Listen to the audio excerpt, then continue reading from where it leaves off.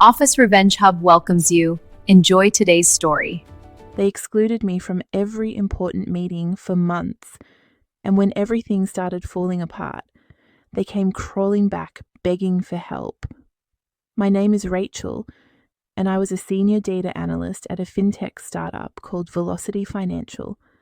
I spent 3 years building their entire analytics infrastructure from scratch, only to watch a new executive systematically push me out of every decision-making conversation. By the time they realized what they'd lost, it was too late for them, but perfect timing for me.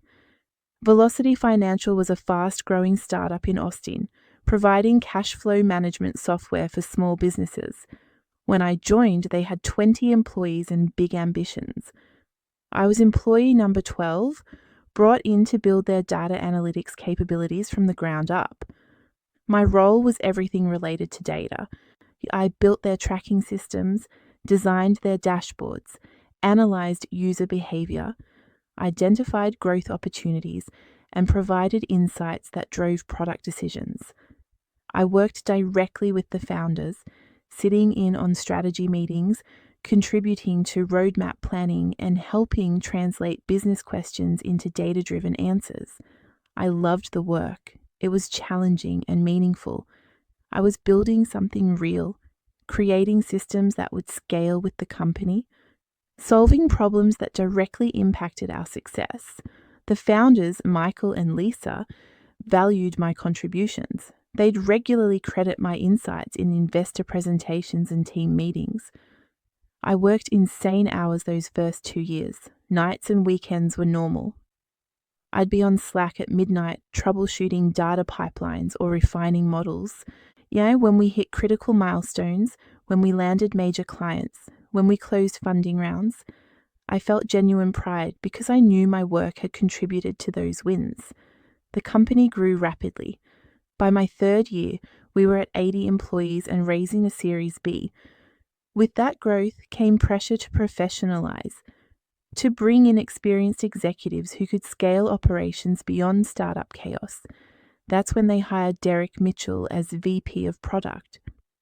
Derek came from a major tech company, had an MBA from a prestigious school, and interviewed really well. He talked about data-driven decision-making, about building scalable processes, about creating a culture of metrics and accountability. Michael and Lisa were impressed. They saw Derek as the person who could take us to the next level, who could bring enterprise discipline to our scrappy startup operation. I was cautiously optimistic. More structure could be good. Having a VP who valued data could mean more resources for analytics, more influence for insights-driven strategy. I was completely wrong about what was coming. Derek started 2 weeks before our quarterly planning session. I'd been preparing for weeks, analyzing our user data, identifying trends, developing recommendations for product priorities. I'd done this for 8 consecutive quarters. It was one of my core responsibilities.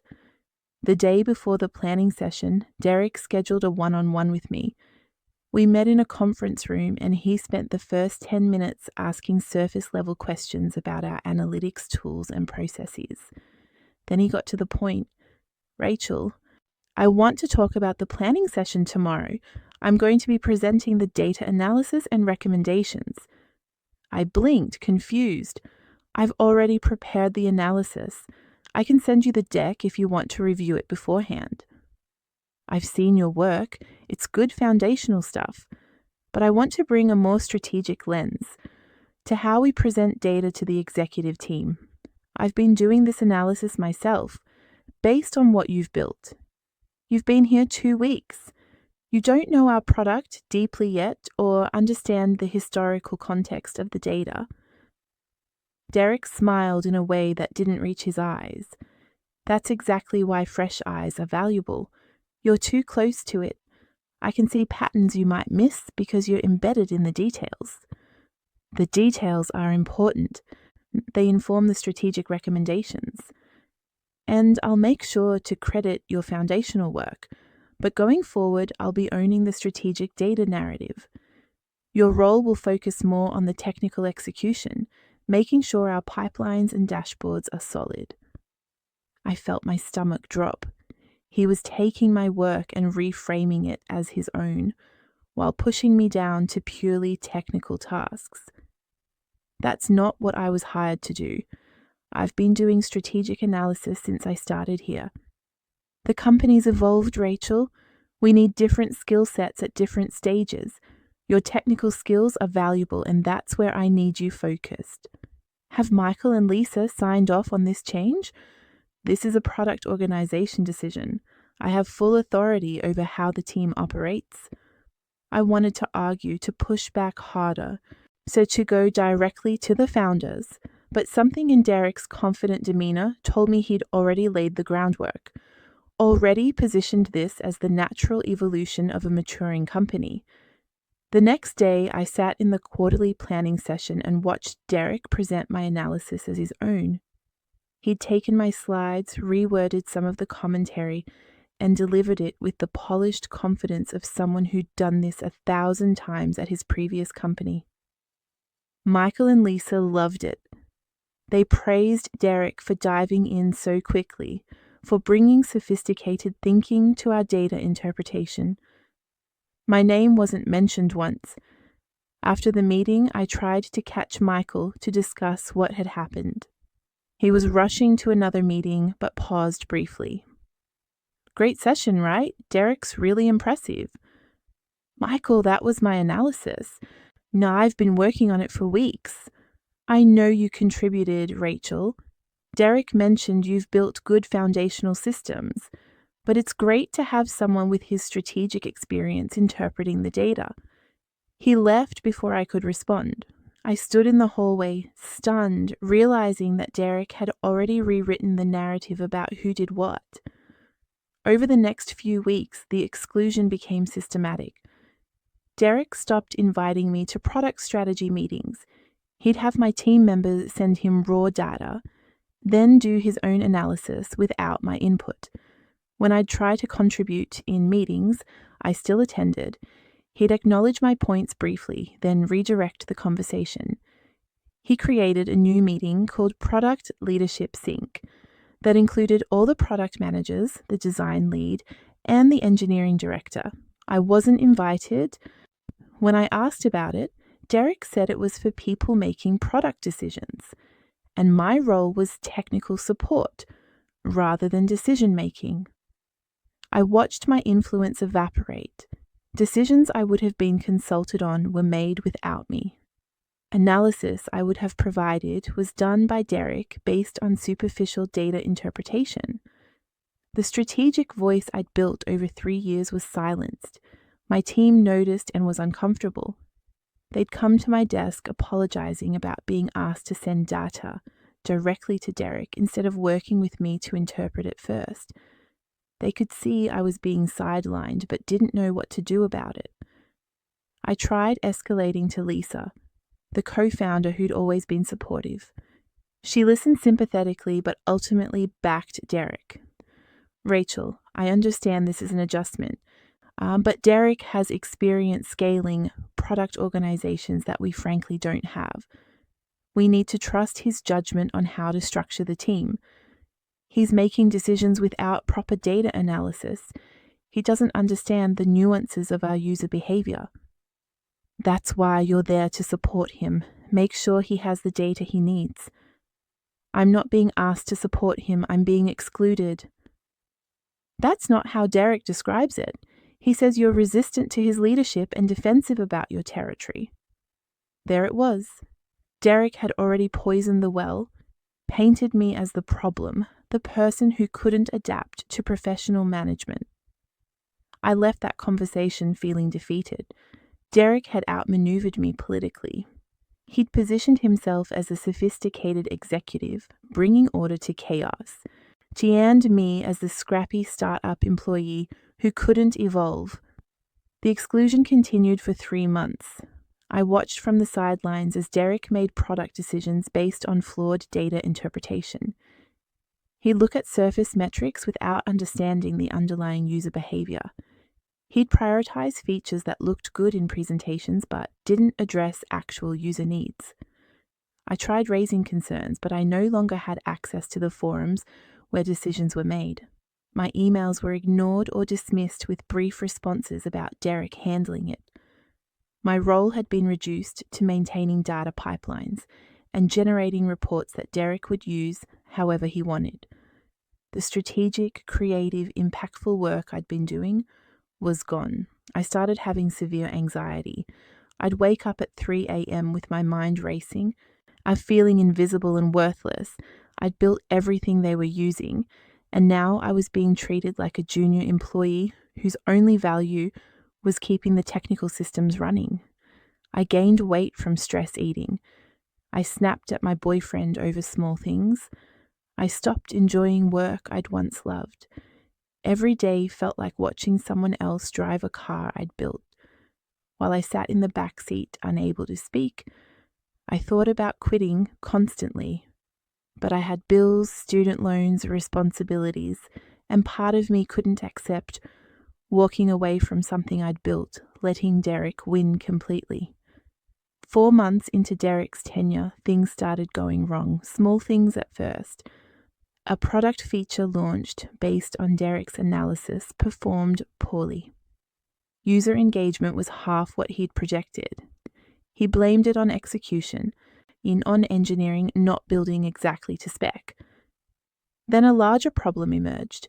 Derek had prioritized a major redesign of our core product flow based on what he thought users wanted. He'd looked at high-level metrics and concluded users needed a simpler, more streamlined experience. I could have told him that was wrong. I'd spent months analyzing user behavior patterns and knew that our power users valued flexibility over simplicity. But I wasn't in those meetings. I wasn't asked. The redesign launched, and immediately our most valuable users started complaining. They couldn't accomplish workflows they relied on. The simplification Derek had championed had removed functionality they needed.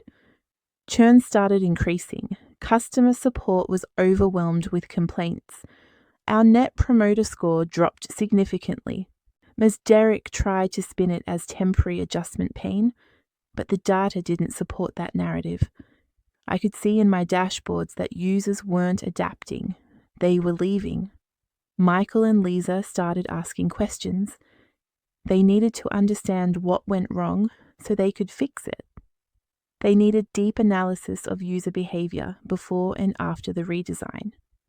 Derek tried to do that analysis himself, but he didn't understand the data architecture deeply enough.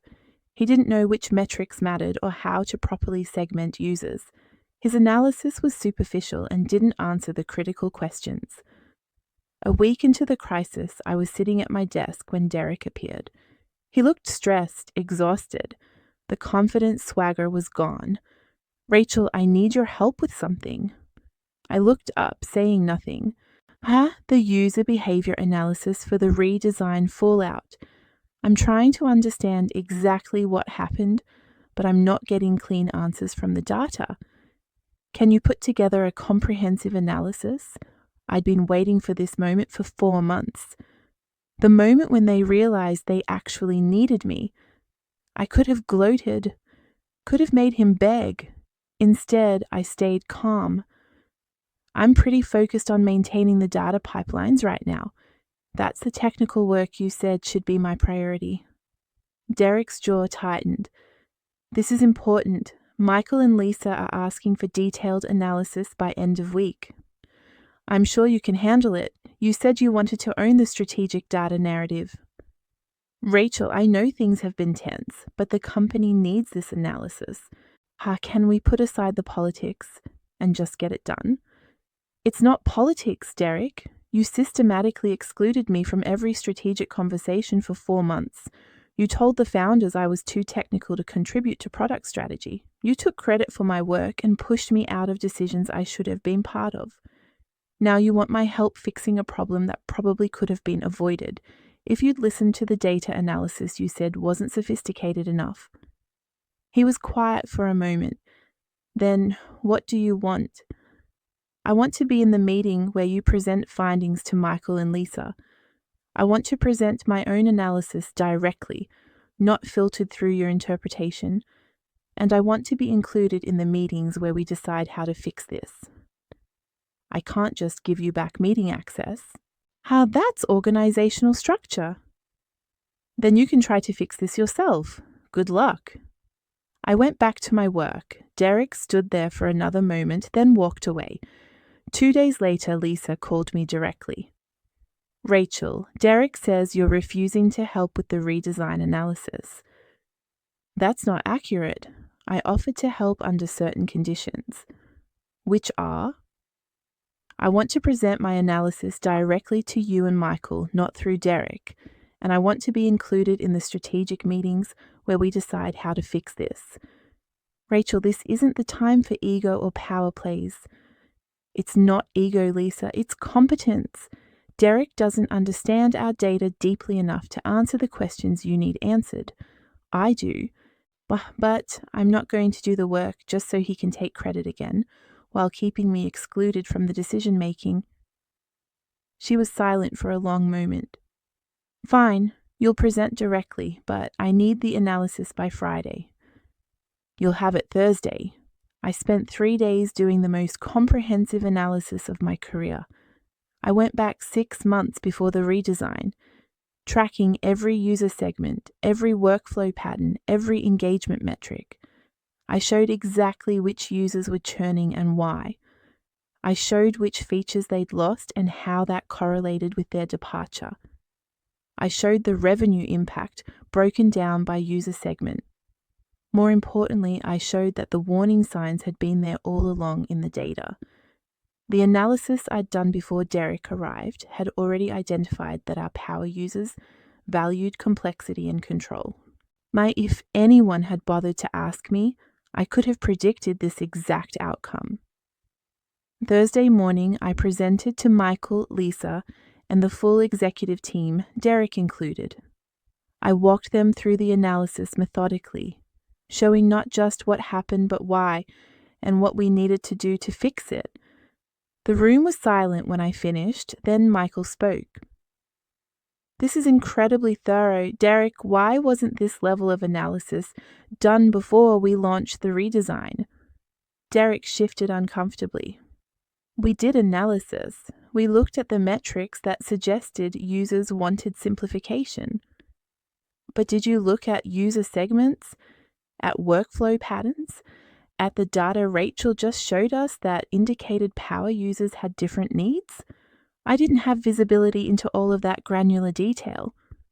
Why not? Rachel's been building these systems for 3 years. Why weren't you working with her on this? I was trying to bring fresh perspective, not get bogged down in historical patterns that might limit our thinking. Lisa spoke up. It sounds like the historical patterns were exactly what we needed to consider. Rachel, how long would it have taken you to identify these issues if you'd been consulted before the redesign? A few days of analysis. The data was already there. I'd actually done preliminary work on this 6 months ago when we first discussed redesign concepts. Did you share that with Derek? I wasn't included in the redesign planning meetings. My analysis was done for the previous quarter's strategic planning before Derek joined. The implications hung in the air. Now, Derek had excluded the person who had the exact expertise needed to avoid this disaster. Michael looked at Derek with an expression I'd never seen him direct at an executive before, disappointment mixed with anger. Derek, I need to speak with you privately after this. Rachel, excellent work. Can you pull together a recovery plan? What features we need to restore, how we should communicate with users, what the timeline looks like. Yes, I'll need to be involved in the product planning meetings to coordinate with the team. You'll be in every relevant meeting. I'm making sure of that. Derek's face was stone. He'd been publicly undercut by the person he'd spent 4 months marginalizing. Over the next week, I was suddenly included in everything. Product planning meetings, executive syncs, strategy sessions. Then all the forums I'd been excluded from were opened back up. but now with the entire leadership team aware of what had happened. Derek tried to maintain his authority, but his credibility was shattered. When he'd question my recommendations, Michael or Lisa would back me up. When he'd try to reframe things his way, people would push back. The turning point came 2 weeks later. Michael and Lisa called an executive team meeting without Derek. When it ended, Derek was gone, asked to resign with a severance package and a mutual separation story. They offered me the VP of product role. I turned it down. I didn't want to manage the product team. I wanted to build a proper analytics organization. We negotiated a new role, VP of Data and Analytics, with authority over all data strategy, a team to build, and a seat at the executive table. My salary increased by 60%. More importantly, I had the organizational authority to never be sidelined again. I hired a team of 5 analysts and data scientists. We rebuilt the analytics function as a strategic partner to product, engineering, and business development. We created frameworks for data-driven decision-making that prevented the kind of mistake Derek had made from happening again. The company recovered from the redesign disaster. We restored the missing features, apologized to users, and rebuilt trust.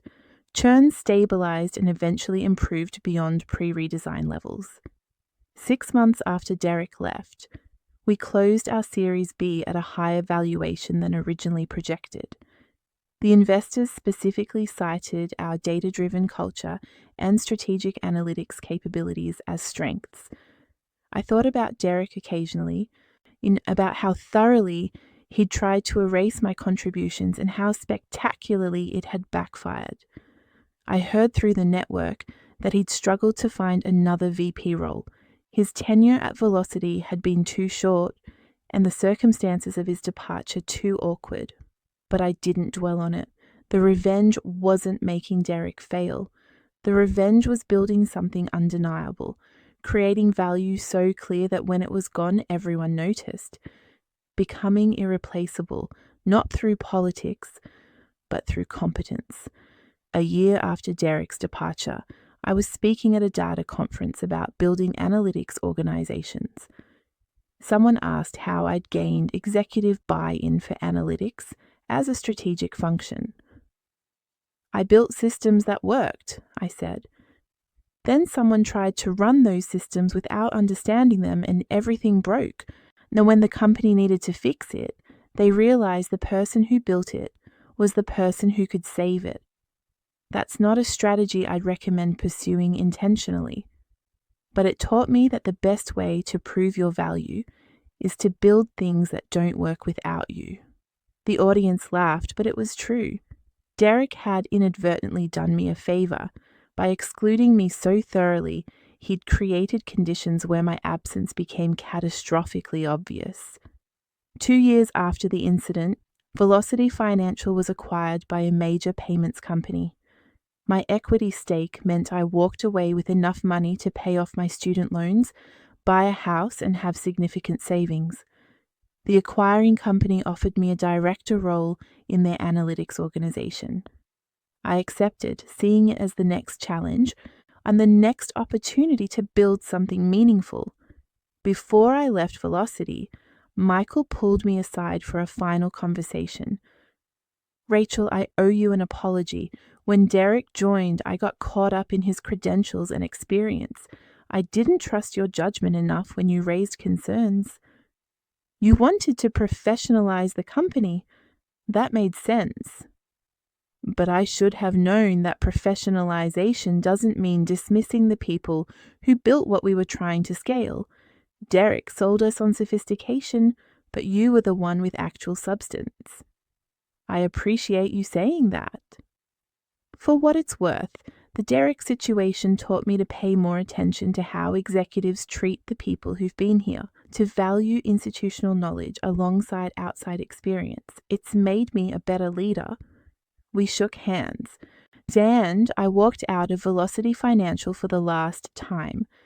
I'd spent 3 years building their analytics foundation, 4 months being systematically excluded, and 18 months rebuilding with formal authority and organizational support.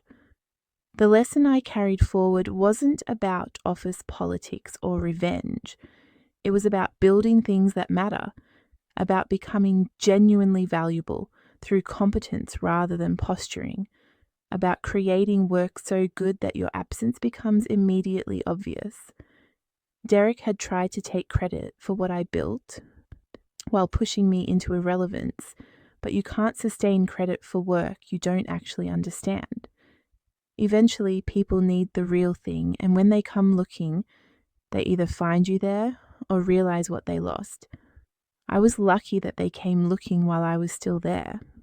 If I'd quit during those 4 months of exclusion, Derek might have fumbled along without catastrophic failure, and I'd have walked away feeling defeated. But I'd stayed, maintained the systems, kept doing good work, even when it wasn't recognized.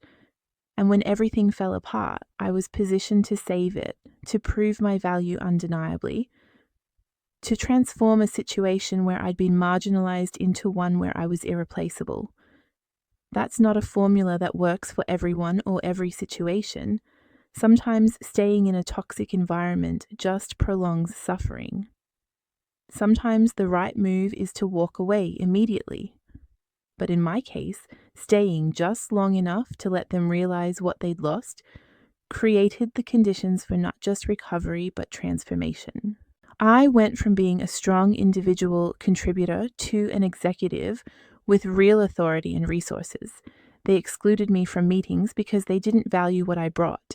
Then they needed me desperately because what I brought was irreplaceable. By the time they realized that, I had the leverage to demand not just inclusion, but authority. That's how you turn exclusion into opportunity. Not through confrontation or complaints, but through building something so valuable that your absence becomes catastrophic. Then, when they come begging for help, you negotiate terms that prevent it from happening again.